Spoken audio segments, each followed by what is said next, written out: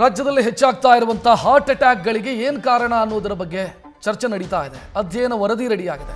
ಈ ಮಧ್ಯೆ ಆರೋಗ್ಯ ಸಚಿವ ಮಾತನಾಡಿದ್ದಾರೆ.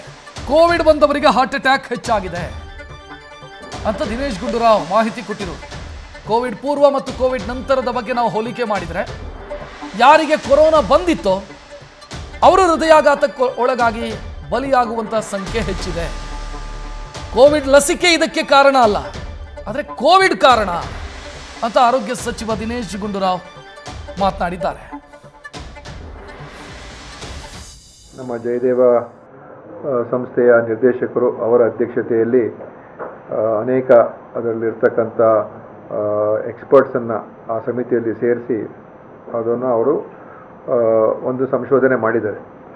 ಆ ವಿಷಯದ ಬಗ್ಗೆ ಯಾವ ರೀತಿ ಮಾಡಿದ್ರು, ಹೇಗೆ ಮಾಡಿದ್ರು ಅಂತ ನಮ್ಮ ಡಾಕ್ಟರ್ ರವೀಂದ್ರನಾಥ್ ಅವರೇ ನಿಮಗೆ ತಿಳಿಸ್ತಾರೆ ಆಮೇಲೆ ನಾನು ಮಾತಾಡಿದ ನಂತರ. ಆದರೆ ಅವರು ವಿಶ್ವಮಟ್ಟದಲ್ಲಿ ಏನೇನಾಗಿದೆ ಅದನ್ನು ಕೂಡ ನೋಡಿದ್ದಾರೆ. ಮತ್ತು ಜಯದೇವದಲ್ಲಿ ಅವರಲ್ಲಿ ಇದ್ದಂಥ ಏನು ಮೆಡಿಕಲ್ ರೆಕಾರ್ಡ್ಸ್ ಇದೆ ಕೋವಿಡಿನ ಪೂರ್ವದಲ್ಲಿ ಮತ್ತು ಕೋವಿಡಿನ ನಂತರದಲ್ಲಿ ಒಂದು ಟೈಮ್ ಫ್ರೇಮನ್ನು ತಗೊಂಡು ಅವರು ಅದನ್ನು ನೋಡಿ ಕಂಪ್ಯಾರಿಸನ್ನು ಹೋಲಿಕೆಯನ್ನು ಮಾಡಿದ್ದಾರೆ.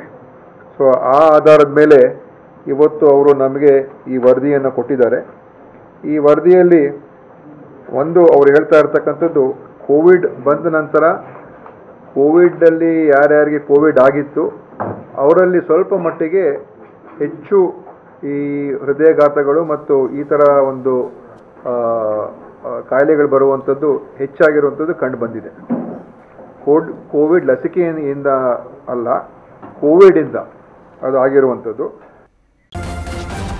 ನ್ಯೂಸ್ ಫಸ್ಟ್ ನಿರ್ಭೀತಿಯಿಂದ ನಿಮ್ಮ ಪರವಾಗಿ.